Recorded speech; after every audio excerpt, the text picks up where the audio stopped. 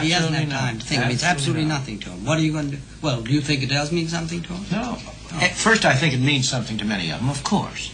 Many men have died for their moral values, have put those moral values much above life itself.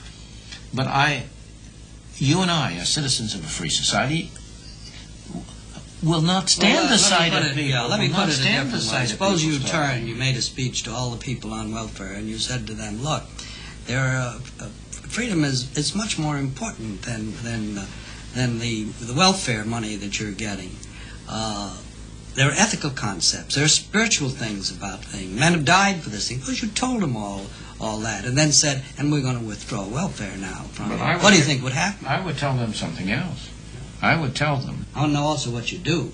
I'll tell them both what I would do and what I would tell them. I would tell them, welfare has been corrupting you. Look at what it's doing to you. Look at what it's doing to your children. You would be far better off, in every respect. But suppose he said to you, I don't see that at all. And without that welfare, we'd be in an awful mess. You're wrong. You wouldn't be in an awful mess, but I understand your feeling, and I do not propose to withdraw assistance from you like that all at once. I think it would be intolerable to throw the millions of people who are now depending on welfare onto the streets. We've got to go gradually from here to there.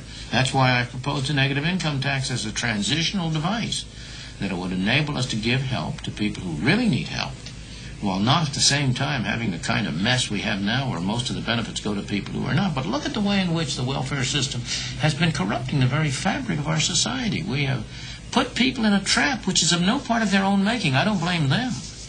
But they have been put in a trap where we are inducing them to become dependents, to become children, not to become independent human beings. The virtue and the desire of freedom is for what people can do with their freedom. Freedom is not an individual value, it's a social value. A Robinson Crusoe on an island, freedom is a meaningless concept to him. Milton, how bad is the state of freedom in this country today? It's a mixed bag. In some areas, we have more freedom than we've ever had before. In some other areas, our freedom has been drastically reduced. Our freedom to spend our own money as we want has been cut sharply. Our freedom to go into whatever occupation we want has been reduced sharply.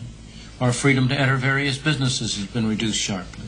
And these restrictions in our economic freedoms have carried over to restrictions on the freedom with which we speak and we talk, the activities we carry on, our attitudes toward governmental officials and all the rest. In those areas, our freedoms have been very seriously restricted. What about you yourself? You as an individual, and we really have to deal with millions of, hundreds of 200 million, 220 million individuals.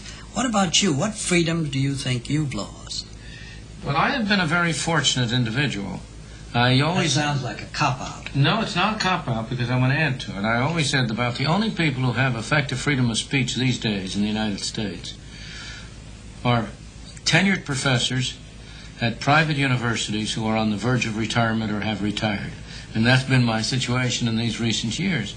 Consider the freedom of, for example, a professor of medicine at any one of our great institutions. He's almost certainly having his research financed by the federal government. Don't you suppose he'd think 2 or 3 times before he gave a lecture on the evils of socialized medicine?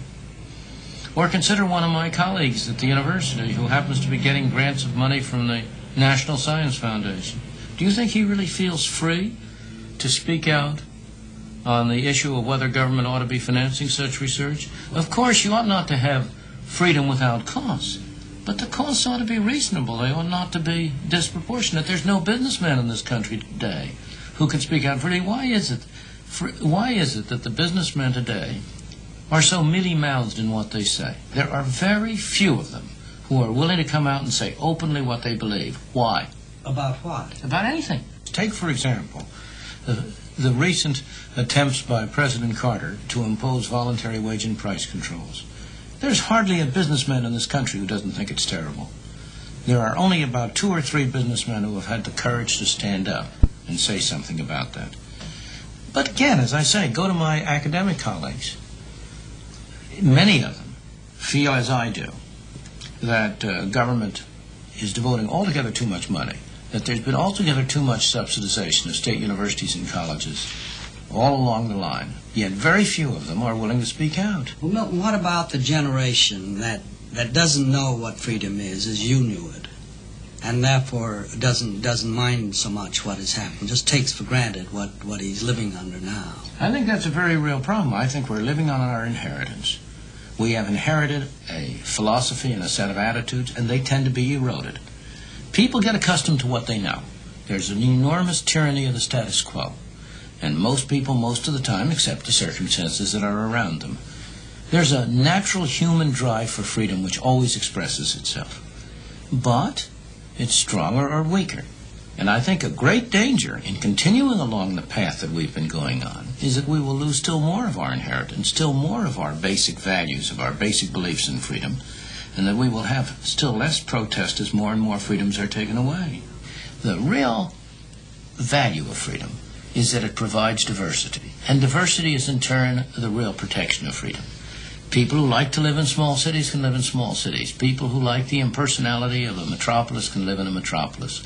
We have loyalties to our churches. We have loyalties to our universities, to our schools, to our clubs, to our cities, to our states.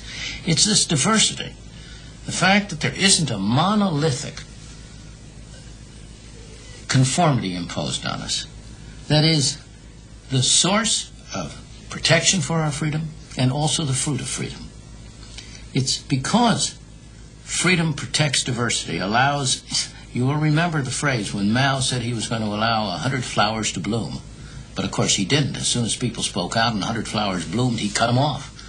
But it's the blooming of many flowers, the fact that you have all of these different expressions of people's individuality, that produces the great achievements of civilization and that provides the great hope and protection of our freedom. Are you saying then that there are pockets of freedom still existent in the countries? As I said before, the picture is a mixed bag. In certain respects, we have more freedom than we have ever had. But in other respects, we have very much less freedom. Of course, there are great pockets of freedom. This is predominantly still a free country. We must not confuse the trend with the situation. We have been moving away from freedom.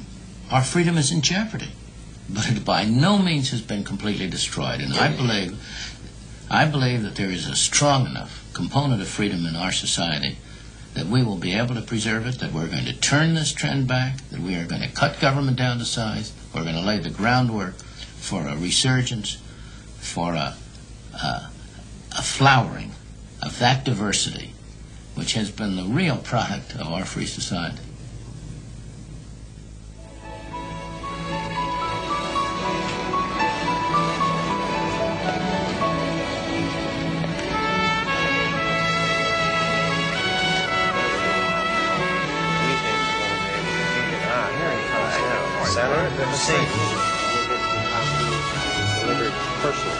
Good. Second point you made was the impact on the community on banking and housing, which now oversees the community development programs.